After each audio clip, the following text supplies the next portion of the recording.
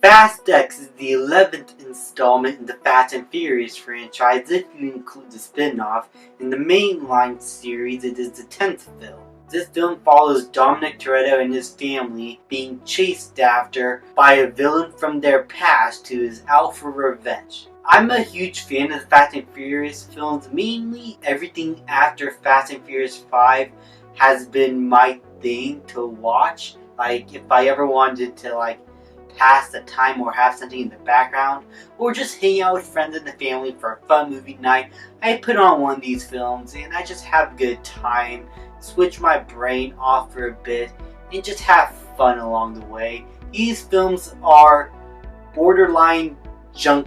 Actually, they are complete junk food that you could just enjoy at the moment. And while there are still emotional moments and you still very much care about the characters, these movies know what they are, and that is being dumb, fun, summer blockbuster action films. Now, the last film left a lot to be desired. It may have gone a little bit too over the top. So with this film, they decided to scale back on a lot of the crazy stunts and everything that was just borderline outlandish in the previous installment, like going to space. They don't do any of that here. They have bombs rolling through Rome. They have cars driving through dams and everything, but all in all, there's nothing like crazy going to space with space cars or John Cena being Dominic Toretto's brother, which I still will never buy due to how distinctly different these two characters are in ethnicity and look. There's just nothing resembling them as brothers, okay? I just don't buy it one bit, and no amount of bullshit this movie could give me could convince me otherwise, okay? So, little tangent aside, how's the rest of the film? Well, it's what you could expect from a Fast and Furious film. It is crazy, it is outlandish, it's a globe-trotting adventure with crazy stunts and maneuvers, special effects that borderline on parody at times. Dominic Toretto saying family so many times that you could create a drinking game out of it.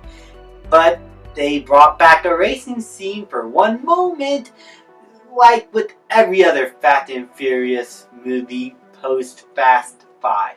So, it's what you expect from a Fast and Furious film.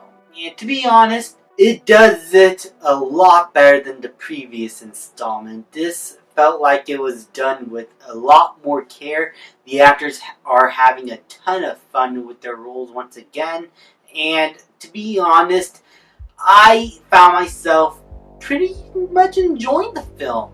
I think the action sequences are helmed very well, and I think the spectacle was also handled pretty well. Though my one gripe with the action is that there's not that one moment that felt so creatively insane that I could just remember it. I mean, there's a dam sequence near the end that just blew my mind. But apart from that, there wasn't much creativity with the action. A lot of it felt like it's stuff that we'd seen in previous installments, which is good to have like little homages to previous stuff, but it felt like this movie wasn't that creative with its action. I think that's due to the director and creators of the franchise wanting to scale back the action by going back to what they know what worked in the previous installment. Also, there's an extended flashback sequence that does explain everything going on with the villain, but it goes on for so long that you just want the movie to just get on with it, you know? And that happens a few times. There's plenty of scenes here where I felt like that they could have taken that out or trimmed it down to a much tighter runtime, because in terms of pacing, this movie can drag a bit. And that's due to this film wanting to cram in so much, but eventually in terms of story, there's a lot that could have been cut out to tighten the pace and have the story more focused. So in terms of writing, I would have cut like 10 minutes out from the film and the movie would have been fine plot-wise and could have me more invested into what is going on without it having meandering it throughout a few scenes that are unnecessary, honestly, and a few subplots that just don't really amount to much in the long run. And that's mostly my biggest problem with the film, is that the pacing and story can drag at times. But what saves this film is Jason Momoa's performance as this villain, who is over the top and insane. Jason Momoa said that he took a bit of inspiration from Heath Ledger's Joker.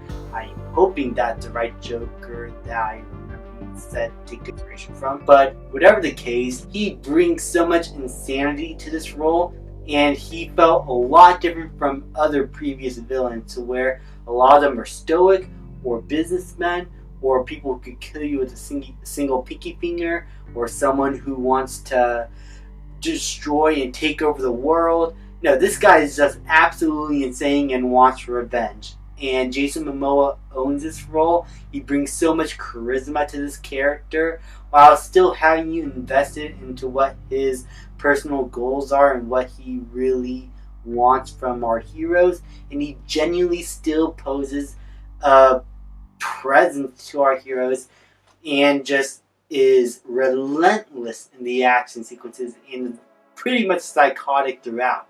Like, you feel the intensity in his eyes. Jason Momoa is excellent as this character. The family themselves have been doing these roles for so long that they know it like the back of their hand. So it's no surprise that all of them do a pretty good job here. And as I said, the action is extravagant, and the CGI is borderline parody, but really, is there any point into criticizing these movies in an objective level? They know what they are. The special effects are good enough to where they don't completely take you out of the experience, but you know you're watching special effects. The actors know what they're doing. They've been doing this for so long. The only difference here is that this movie ends on a cliffhanger, which is obvious because they told us that there's going to be a cliffhanger here, and that this movie is going to be the first part of a two-parter. So Fast 11 is going to be the last one. So this movie doesn't let everything end here. So that could be a negative or positive for some. In my opinion, I think it kind of worked. Felt satisfactory for this story, at least for a certain plot line for this story. But as for the entire story in general, there still needs to be a lot more closure. So this film's quality is riding on the fact that the next movie is going to be just as good, if not better. So how this movie is going to hold up when the next one comes out is left to be remained. But as it stands at the moment, I think this film is just dumb fun. It's not my favorite of the modern Fast and Furious films after Fast 5.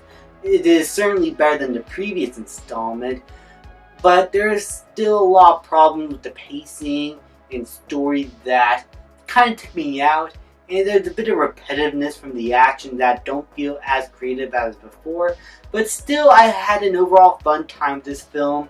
All the actors do a great job.